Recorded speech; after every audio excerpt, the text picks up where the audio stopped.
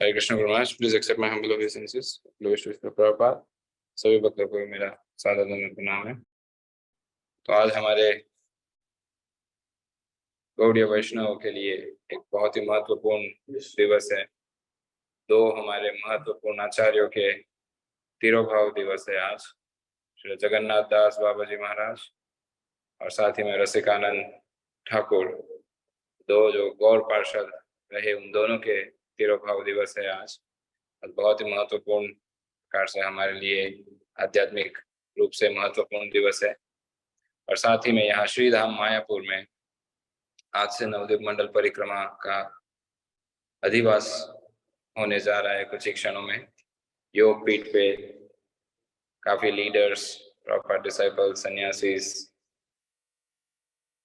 एकत्रित होके योग पीठ में महाप्रभु के समक्ष या निमाई के जन्म स्थान पे संकल्प लेते हैं नवद्वीप मंडल परिक्रमा, जो कि श्री भक्ति विनोद ठाकुर स्वयं कहे हैं भक्ति सिद्धांत सरस्वती ठाकुर से धाम महिमा प्रकाशित करने का उत्कृष्ट साधन धाम की परिक्रमा करके, जो कल से प्रारंभ हो रही है कि आज उसका अधिवास है। तो अभी सारे भक्त योग पीठ पर भी एकत्रित हुए हैं। गुरु महाराज भी कुछ ही क्षणों में योग पीठ जाएंगे अधिवास में भाग लेने। तो आज का जपा टॉक डिलीवर करने हमारे बीच श्रीमान अनंत शेष प्रभु उपस्थित है, क्योंकि आज के इतने महत्वपूर्ण दिवस पे हमें विशेष जानकारी कहिए या श्री जगन्नाथ दास बाबा जी महाराज और रसिकानंद ठाकुर के ऊपर कुछ विशेष प्रकाश भी करेंगे प्रभु जी। हरे कृष्ण। परम आराध्य श्री गुरु महाराज का समस्त भक्तजन में सादर वंदन प्रणाम है।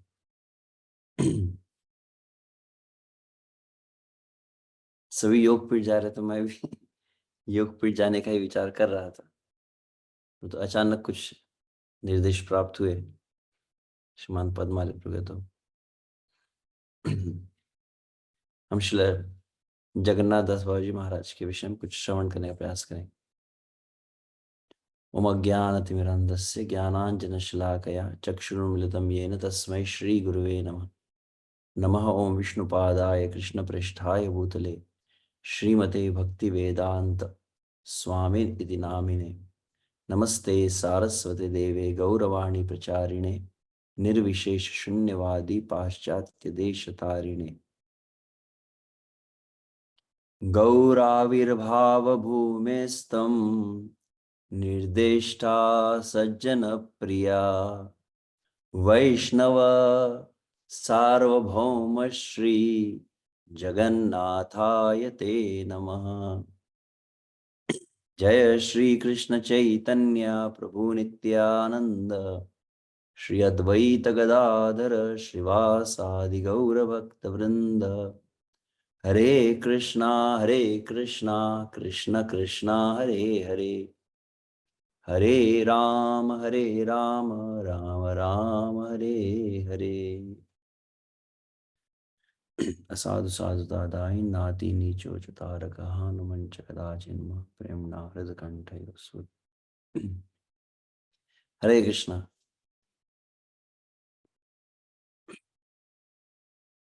तो आज जिस प्रकार स्मरण दिलाया गया, गौड़ी वैष्णव के लिए अत्यंत विशेष महत्व रखने वाला यह दिवस है। अभी यहाँ पर मायापुर धाम में समस्त भक्तगण भगवान श्री कृष्ण चैतन्य महाप्रभु की प्रगट स्थली, भगवान श्री कृष्ण चैतन्य महाप्रभु का जन्म स्थान, जो योग पीठ के नाम से जाना जाता है, हजारों की संख्या में लगभग। आज तो राधा माधव मंदिर भी काफी छोटा लग रहा था, इतनी अधिक संख्या में भक्तों की उपस्थिति। हजारों की संख्या में इंटरनेशनल, नेशनल, फिर हिंदी ग्रुप, तो बंगाली में भी कई ग्रुप, नाम हट्ट ग्रुप, तो गीता स्टडी ग्रुप, तो ऐसे कई अलग अलग समूह में भक्तों का यहाँ पर बहुत बड़ी संख्या में उपस्थिति है। और सभी वहां पर जा रहे हैं नवद्वीप मंडल परिक्रमा का अधिवास उत्सव मनाने के लिए। और बहुत ही उचित कह सकते हैं, या बहुत सही शायद संयोग है, या फिर उस तरह से स्केड्यूल किया गया है कि हम नवद्वीप मंडल परिक्रमा का प्रारंभ सभी भक्त मिलकर अधिवास संकल्प आदि के साथ कर रहे उस स्थान पर, जिस स्थान को इस गौड़ी वैष्णव संप्रदाय के प्रमुख आचार्य ने प्रकट किया। श्रील जगन्नाथ दास बाबा जी महाराज की जय। तो श्रील जगन्नाथ दास बाबा जी महाराज की वंदना हम करते हैं, और वंदना में क्या कहा जाता है? गौर आविर्भाव भूमिस्तम निर्देष्टा सज्जन प्रिय वैष्णव सार्वभौम श्री जगन्नाथायते नमः। मैं उन श्रील जगन्नाथ दास बाबा जी महाराज के चरणों में सादर वंदन प्रणाम करता हूं, जो विशेष नित्य बने हैं।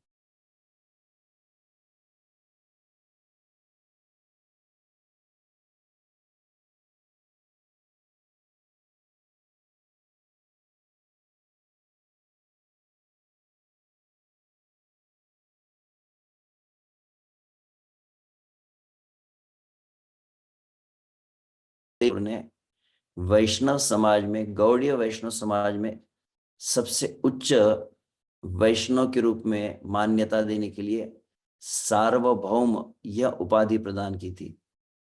तो उन्हें वैष्णव सार्वभौम कहते हैं। वैष्णव सार्वभौम श्रील जगन्नाथ दास बाबा जी महाराज की जय, प्रेम ध्वनि में कहा जाता है। तो उन श्री जगन्नाथ दास बाबा जी महाराज का हम तिरुभाव उत्सव मना रहे हैं, जिनके विषय में बहुत कुछ कहा भी जा सकता है, बहुत कुछ कहने के लिए है, जिन्हें सिद्ध बाबा जी भी कहा जाता था। और यहाँ श्री जगन्नाथ दास बाबा जी महाराज जो से अलग अलग प्रकार के संस्करण भी है। तो मूलतः लगभग कहते हैं 1764, 1764, तो आप अंदाज लगा सकते हैं। श्रील भक्तिविनोद ठाकुर ने भगवान श्री कृष्ण चैतन्य महाप्रभु की प्रकट स्थली को श्री जगन्नाथ दास बाबा जी महाराज की सहायता से खोज कर निकाला, उस समय जब श्रील जगन्नाथ दास बाबा जी महाराज की उम्र थी 142 वर्ष, 142। कहीं पर कहा जाता है 125, कहीं में 142। तो 1764 लगभग को जगन्नाथ दास बाबा जी का विशेष रूप से बांग्लादेश, वर्तमान में इसे बांग्लादेश कहते हैं, बांग्लादेश में मैमान सिम्हा करके जो जिला है, वहां पर तंगैल एक विभाग है, जहां पर एक मंदालकार नामक एक ग्राम है, वहां पर वे प्रकट हुए, या पावन जिला भी कहते हैं इसे। एक कायस्थ परिवार में उनका प्राकट्य हुआ, परंतु वो अधिक महत्वाकांक्षी नहीं है किस कुल में जन्म लिया। जिस तरह से श्री वृंदावन दास ठाकुर कहते हैं, जे कुले जे देशे वैष्णव अवतरे तार प्रभावे लक्ष्य योजन निस्तरे, कहा गया। जिस कुल में, जिस स्थान पर भगवान के परिकर प्रकट होते हैं, भगवान ऐसे भिन्न भिन्न स्थानों पर क्यों जन्म दिलवाते हैं अपने भक्तों को, उनके प्रभाव से वह समस्त स्थान जो है वो तीर्थमय बन जाता है। तो भगवान के नित्य परिकर रहे हैं।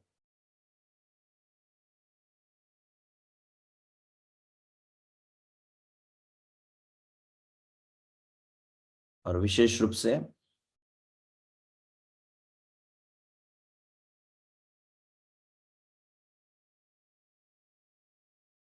भगवान श्री कृष्ण की लीला में रसिक मंजरी कहा जाता है। जो रसिक मंजरी है वे ही श्री चैतन्य महाप्रभु इस गौड़ी वैष्णव संप्रदाय में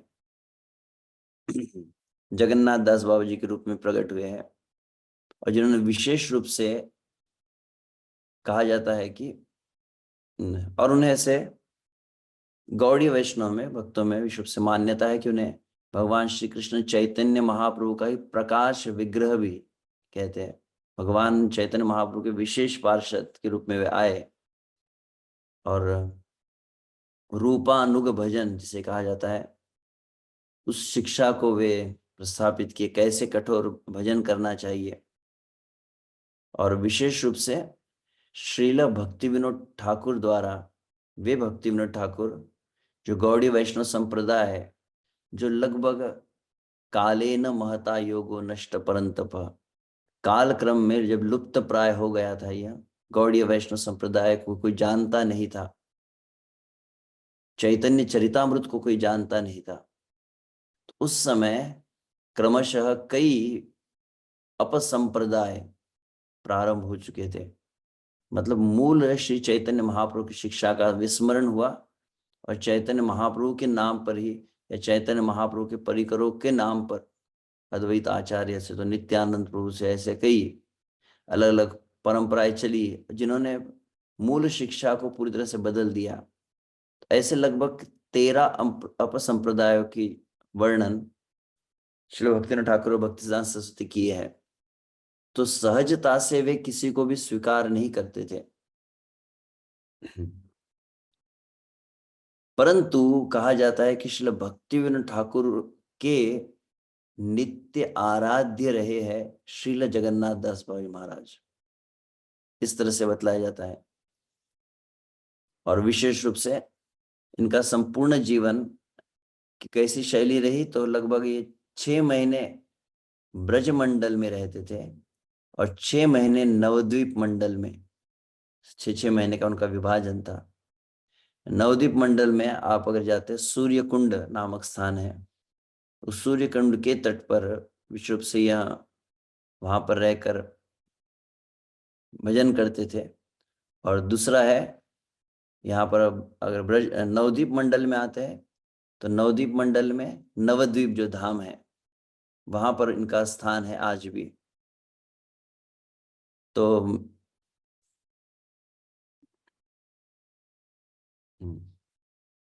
बतलाया जाता है कि जब वे प्रारंभ से ही भगवान श्री कृष्ण का भजन करने लगे और भजन करते करते स्वतः ही उन्हें स्फूर्ति प्राप्त हुई, वह ब्रजमंडल में आए हैं और ब्रजमंडल में आकर विशेष रूप से वह श्री चैतन्य महाप्रभु के प्रति उनका विशेष जो स्नेह रहा, विशेष अनुराग रहा, तो उनके हृदय में तीव्र लालसा जागृत हुई कि वह गुरु किसे चयन करे। तब बताया जाता है कि विशेष रूप से उनकी भेंट हुई है। तो 2 प्रमुख ऐसे आचार्य बताए जाते हैं। तो पहले बताया जाता है, वैसे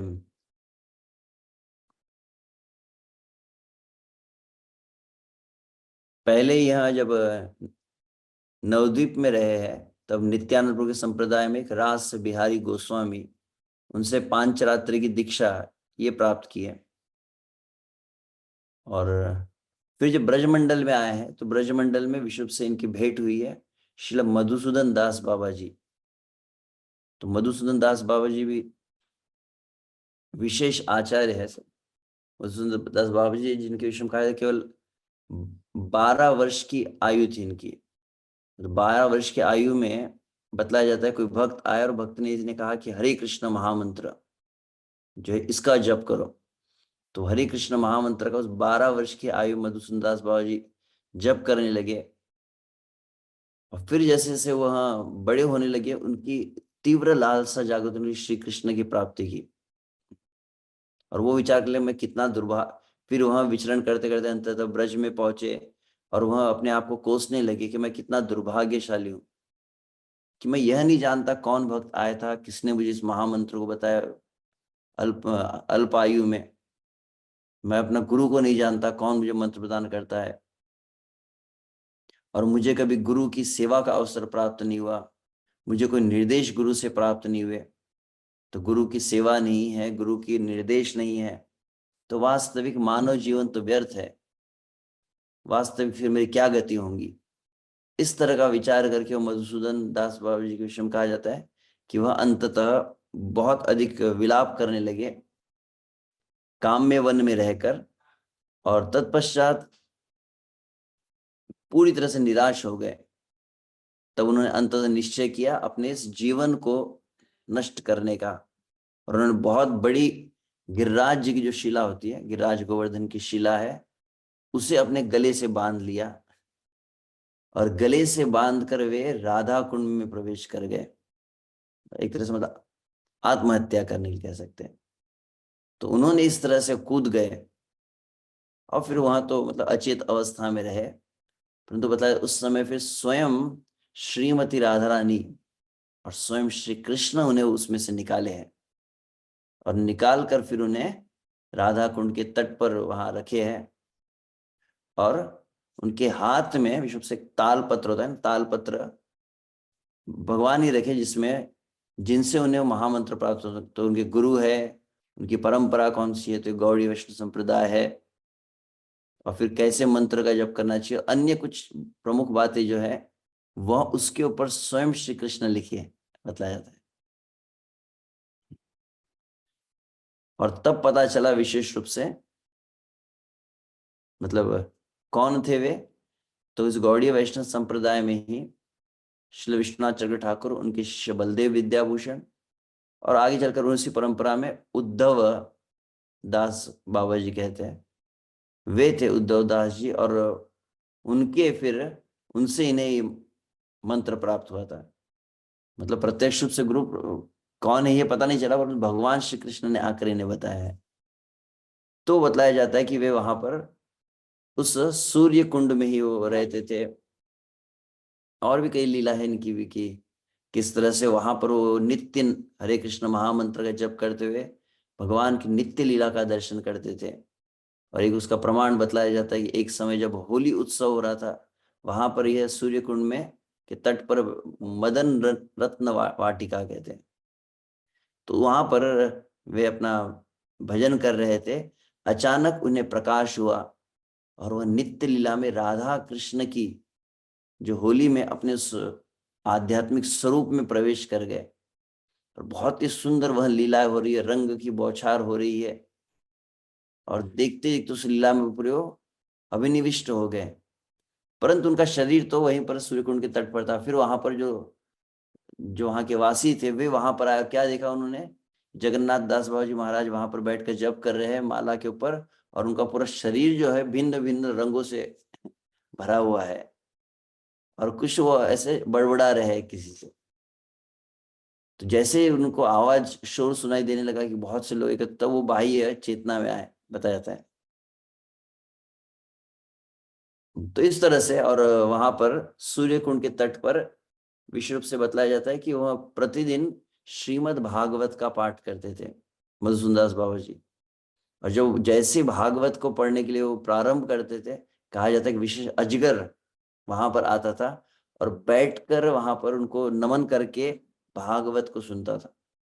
और जैसे ही भागवत का पाठ पूर्ण हुआ तो अजगर चला जाता था। ऐसे वहां विशेष सिद्ध बाबा जी थे। और फिर आगे चलकर उन्हें श्रीमती राधा ने स्वप्न में बताया कि मैं चाहती हूँ कि तुम विशेष गिरिराज जी की सेवा करो।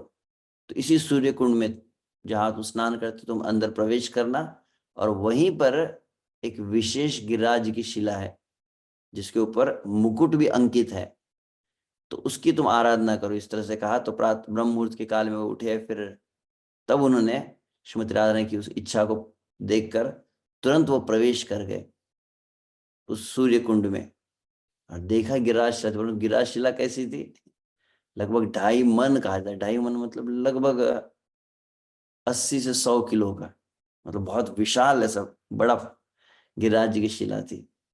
और 80-100 किलो को उठा सकता है क्या। परंतु कहा जाता है कि जब मधुसूदन दास बाबा ने जैसे उसे हाथ लगाया, वो एकदम जैसे कोई पुष्प को फूल जैसा हल्का होता है, उस तरह से पूरी इतनी विशाल गिरिराज शिला को उठा लिए, और उनको वहां पर विराजमान किया गया। तो कहा जाता है, यहाँ पे वर्णन किया गया है कि आज भी वो मधुसूदन दास बाबा जी द्वारा जो सेवित जो गिरिराज जी थे वह विराजमान है, इस तरह से कहा जाता है।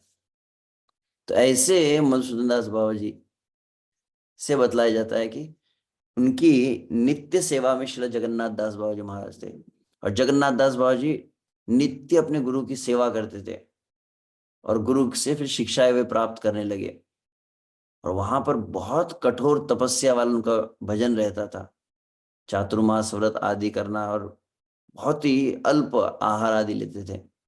तो उनकी वहां जब सेवा देखी तो उनकी सेवा से अति प्रसन्न हुए, और तब श्री मधुसूदन दास बाबा जी ने उन्हें परमहंस वेश कहा जाता है।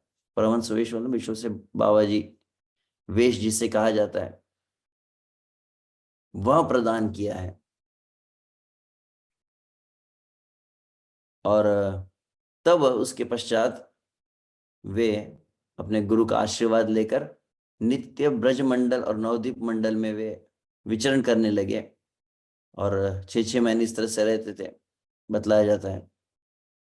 और अत्यंत अति दैन्य भाव से युक्त थे। यह मतलब अपने आप को कभी योग्य नहीं समझते श्री जगन्नाथ दास बाबा जी।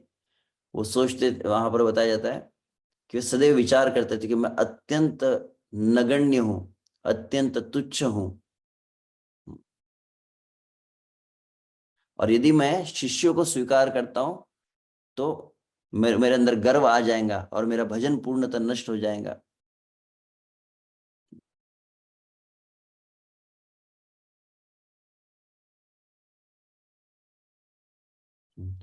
और इस तरह से फिर जो शुद्ध नाम भजन है वह नष्ट हो जाएगा।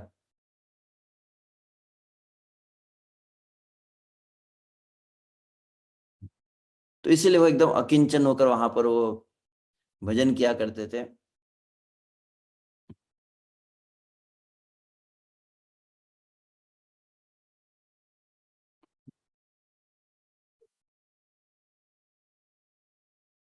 परंतु विशेष रूप से उस समय अधिकांश जो बाबा जी थे वे सभी, जिन्हें कहा जाता है भजनानंदी, परंतु उन सभी में श्री जगन्नाथ दास बाबा जी के लिए कहा जाता है कि वो गोष्ठानंदी थे।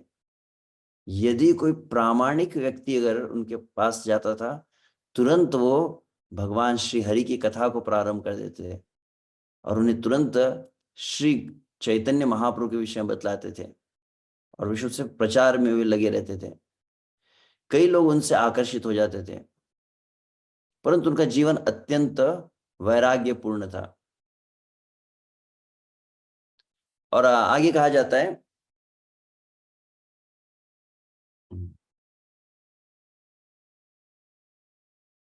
कभी कभी राधा कुंड के तट पर वास करते थे, कभी सूर्य कुंड पर, और फिर नवद्वीप में। और नवद्वीप की तो फिर विशेष कई लीलाओं को भी बतलाया जाता है कि नवद्वीप में प्रमुख रूप से वह बिहारी दास बाबा जी, उनके जो पर्सनल सर्वेंट थे, वो उनको उनकी सेवा करते थे। तो वे, उनके शब्दों में बताया जाता है, वो कहते हैं कि किस तरह का उनका भजन रहता था। तो वहां पर वे हम्म,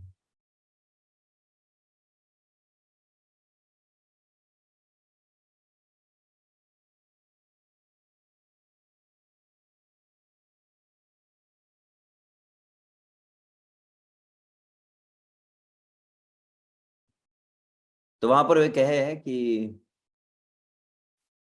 कभी भी विश्व से जगन्नाथ दास बाबा जी विषयी लोगों से, जो स्त्री लंपट आदि है, संसार के भोगों में, उनसे कभी भेंट नहीं करते थे।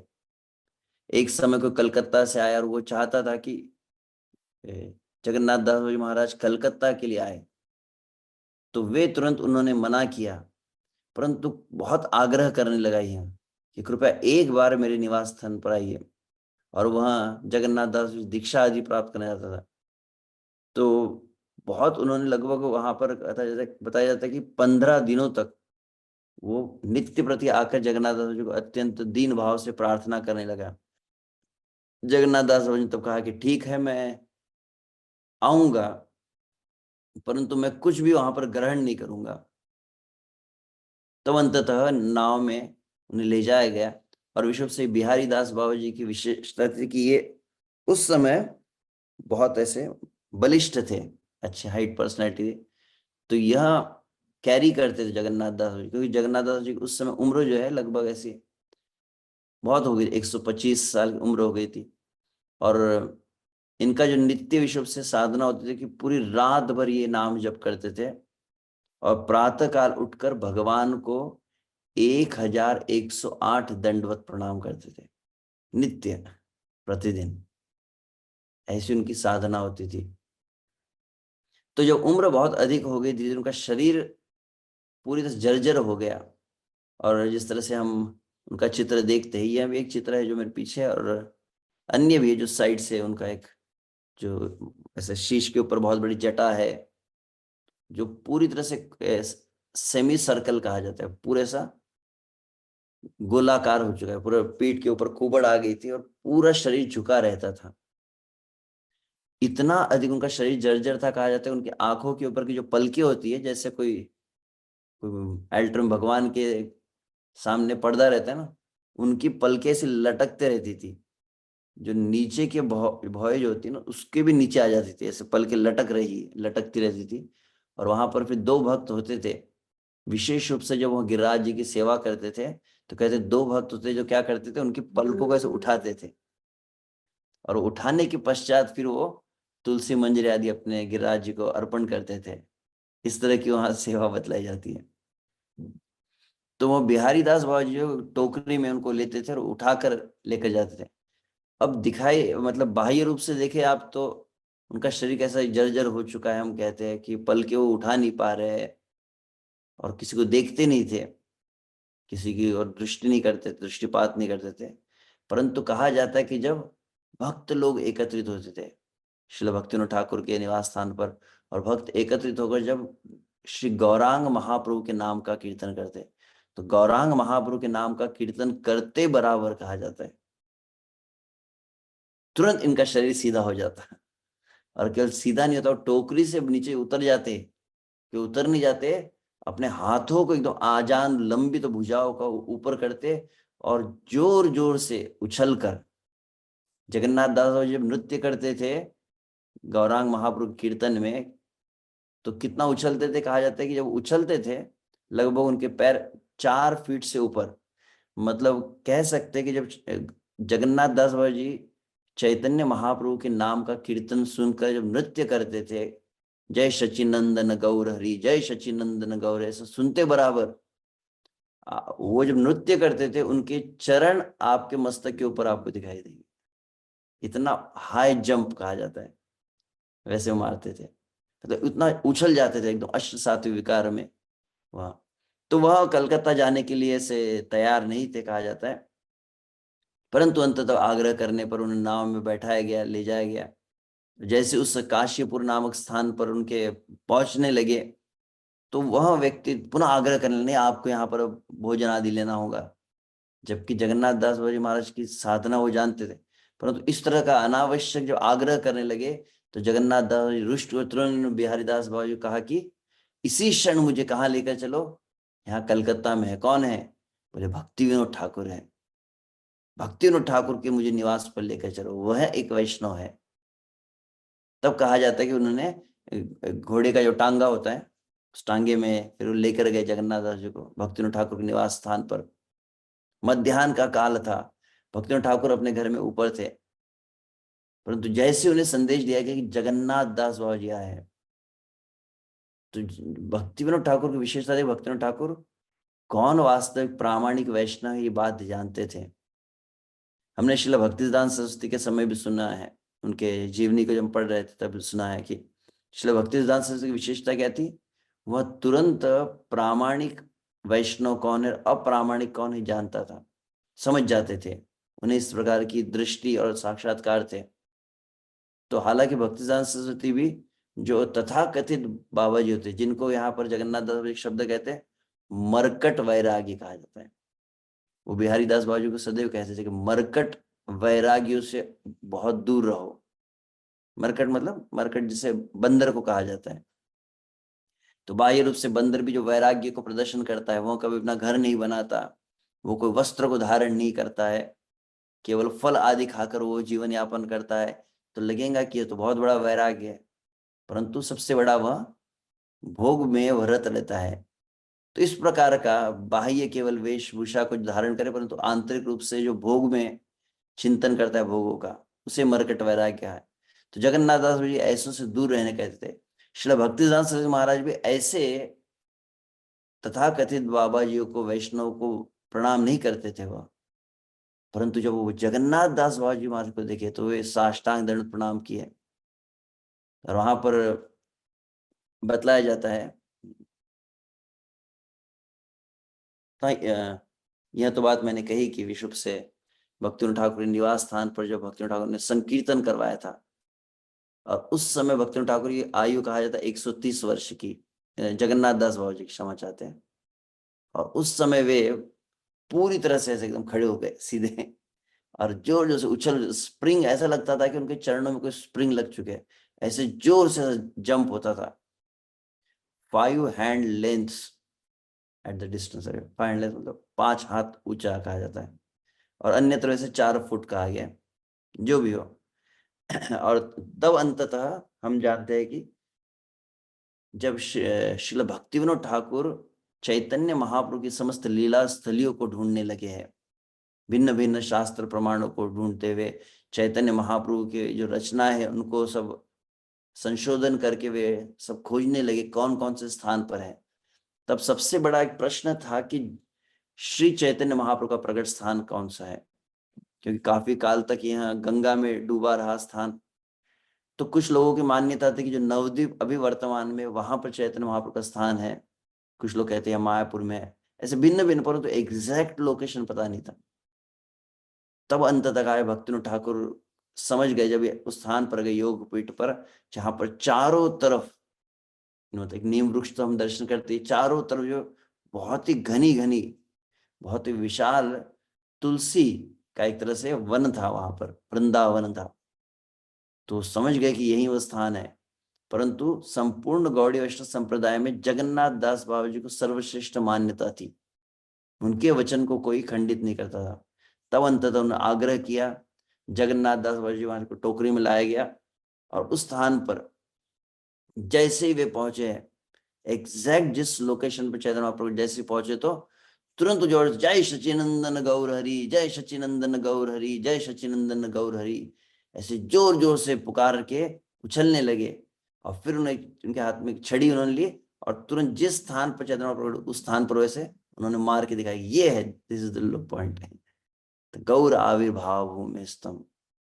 तो यदि श्री जगन्नाथ दास बाबा जी न होते तो वास्तविक उस स्थान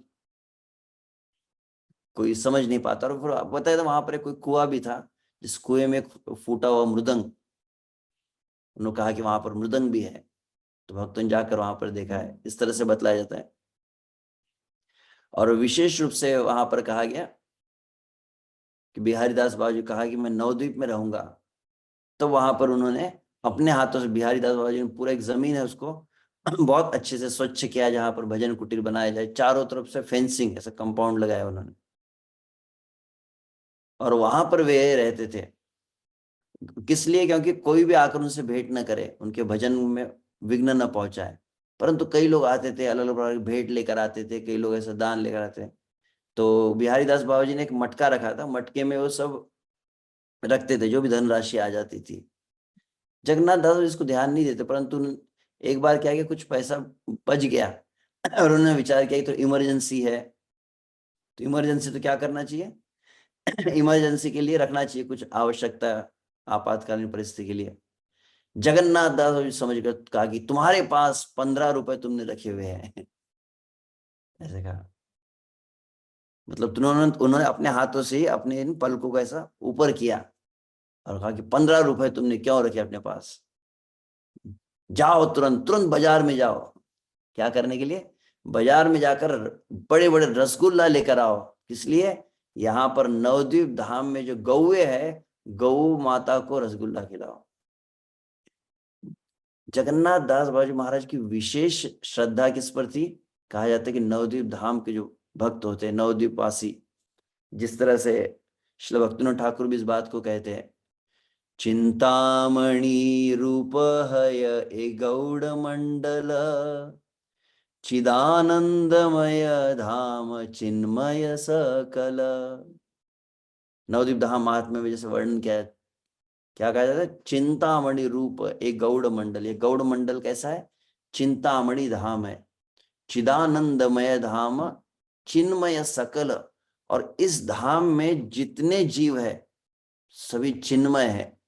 कौन कौन, जल भूमि वृक्ष आदि सकल चिन्मया, सदा विद्यमान तथा कृष्ण भक्ति हय। कहा जाता है कि यहाँ की जल है, यहाँ की भूमि है, भूमि के कण है, वृक्ष आदि है, ये सभी सच्चिदानंद में है, परंतु वास्तविक हमारी दृष्टि उससे देख नहीं पाती है। और वहां पर कहा जाता है कि जो देवगण है नवद्वीप धाम महात्मा की, जब देवतागण जब देखते हैं, दृष्टिपात करते हैं किस पर, नवद्वीप धाम पर, तो नवद्वीप धाम के जितने जीव है कैसे प्रतीत होते हैं, सभी चतुर्भुज रूप में दर्शन होते हैं।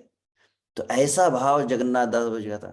तो जगन्नाथ दास विश्व से आज भी हम देखते, कई बार कई ऐसे भक्तों को देखे जो विश्व वृंदावन में क्या करते हैं, उनकी नियमित सेवा, नियम सेवा।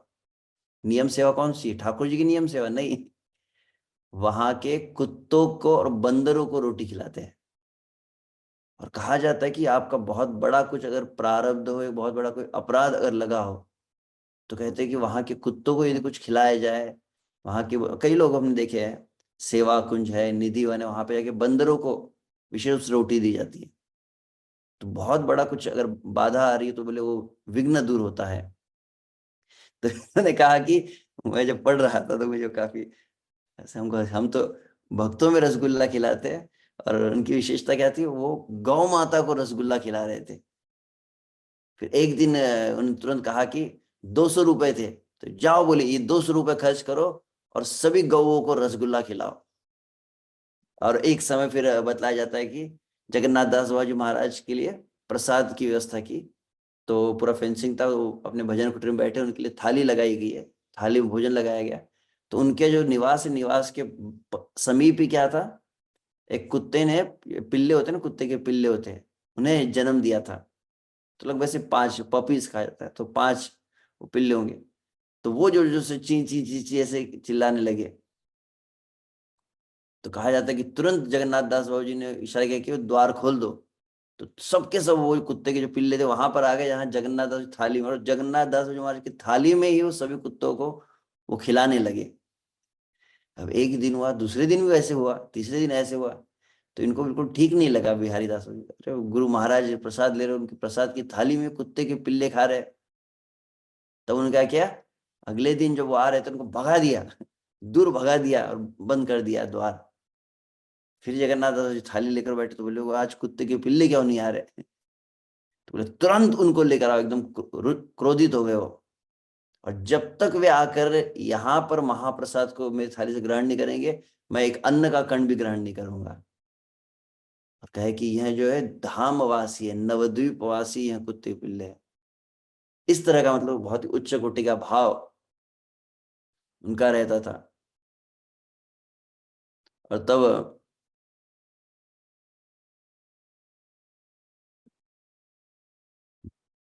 तो इस तरह से यहाँ पर और कहा जा रहा है।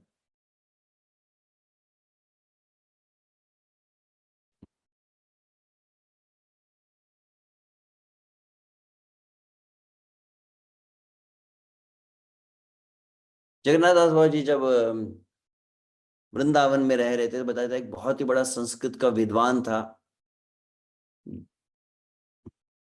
जो विशेष रूप से काटवा, जहाँ पर चैतन्य महाप्रभु संन्यास लिए थे, उस काटवा स्थान से आया था। और वहाँ एकदम व्यवसायी जो कथाकार जैसे होते ना, बहुत सुंदर ऐसा श्लोकों का उच्चारण करता था। और उसने भागवत की कथा को विशेष रूप से, मतलब धन उपार्जन के लिए वह भागवत कथा करता था। वह वृंदावन में आया विशेष रूप से, और ब्राह्मणों का वहां पर वो कृपाशीर्वाद प्राप्त करने के लिए, तो वह वहां पर वृंदावन में आके भागवत को करने लगा। और बहुत वो मान आदर को, पूजा को, धन को, संपत्ति को संग्रह करने लगा, बतलाया जाता है। तो यह जब देखा है, तब जगन्नाथ दास, हालांकि कई लोग उनसे आकर्षित हो रहे थे, परंतु जगन्नाथ दास बाबा जी जो है पूर्णतः उदासीन रहे, उसके भागवत को वो सुनते नहीं थे।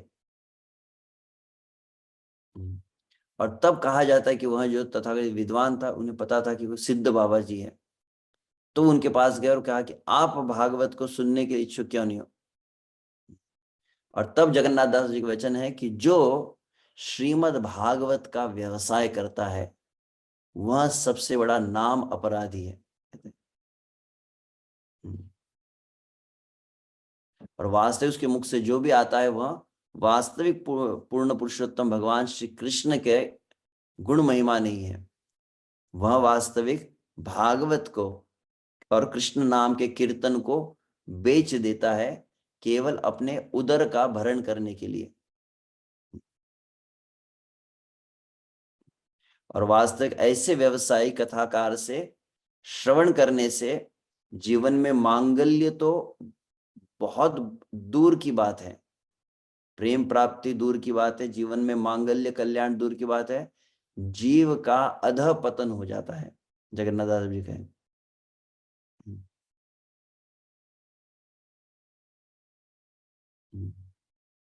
और वहां पर वो कहते हैं कि to have faith in objects of enjoyment the place of faith in Krishna.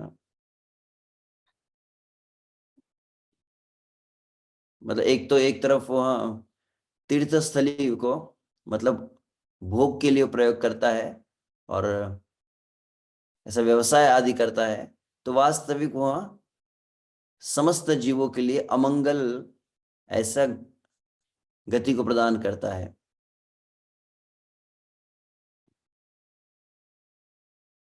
और बतलाया जाता है कि जब जगन्नाथ दास बाबा जी के मुख से सुना, हालांकि उनके बहुत कठोर कठोर वचन थे, परंतु इस व्यक्ति का हृदय परिवर्तन हो गया।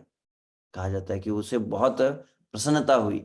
और तब बताया था कि जगन्नाथ दास बाबा जी की इन वचनों को सुनकर उसने फिर उस व्यवसाय का परित्याग कर दिया और फिर जगन्नाथ दास बाबा जी की कृपा आश्रय को उसने प्राप्त किया और आगे चलकर फिर परम भागवत वैष्णव बना है। और फिर वृंदावन में रहकर क्या करता था वह, वृंदावन में रहकर वही वैष्णव फिर क्या करता था, वहां के गधों को, वहां के कुत्तों को जो है वह दंडवत प्रणाम करता था। जो इतना मतलब, तो इस तरह से जगन्नाथ दास जी के प्रभाव से उसका परिवर्तन हुआ है। तो ऐसी बहुत सारी और भी समय हो चुका है। हरे कृष्णा कृष्णा कृष्णा हरे हरे, हरे राम राम राम। तो अंतिम उनके कुछ विषय से जो निर्देश मैं देख रहा था, जो उन्होंने विशेष रूप से बिहारी दास बाबा जी को जो दिए थे अपने शिष्यों को, तो उसमें विशेष रूप से सर्वप्रथम था कि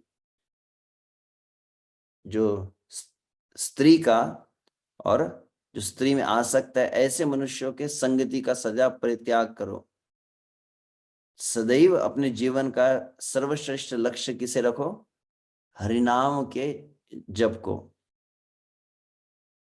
और जप साधना में सदैव नियमित रहो। विशुभ से एक वो प्रसिद्ध वाक्य मैं सुन ही रहा था, एक भक्त मुझे बता रहे थे, श्री जगन्नाथ दास बाबा गौर किशोरदास बाबा जी महाराज के संवाद के अंतर्गत ही है।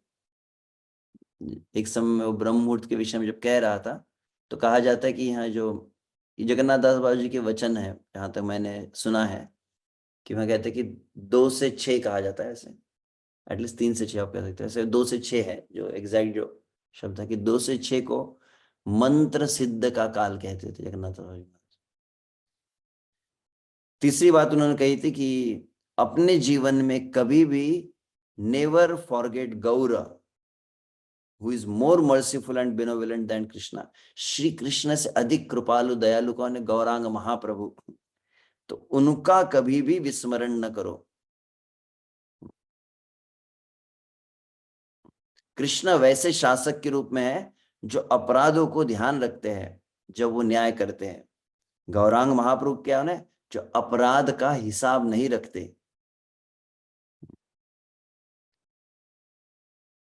Krishna is more interested in the dispensation of justice. Gaura is more interested in the distribution of mercy. तो भगवान जो कुछ न्याय आदि को देखते हैं, परंतु श्री चैतन्य महाप्रभु कौन है? जो कृपा को वितरण करने के लिए आए हैं। तो इसीलिए कृष्ण कीर्तन से भी अधिक महत्व जो गौर कीर्तन का है, वे कहते हैं Gaur kirtan is more useful than Krishna kirtan. तो गौर कीर्तन का अर्थ है जय श्री कृष्ण चैतन्य प्रभु नित्यानंद श्री अद्वैत गदाधर शिवासादि गौर भक्तवृंद। तब वे कहते हैं, वो बिहारी दास बाबू कहते हैं, क्या कहते हैं कि कृष्ण जो है वो द्वापर युग में आए। तो कृष्ण कौन? द्वापर युग के अवतार थे। कलयुग के अवतार कौन है? पहले गौरांग महाप्रभु है। तो विशेष रूप से आवश्यक क्या है? जिस काल में है उस काल में उस अवतार की ही महिमा को और नाम को गाना चाहिए। जिस प्रकार से जिसका खाते हो, जिसके राज्य में रहते हो, उस राजा को मतलब की स्तुति करनी चाहिए। तो अभी कौन राजा है? तो अभी के राजा है श्री चैतन्य महाप्रभु।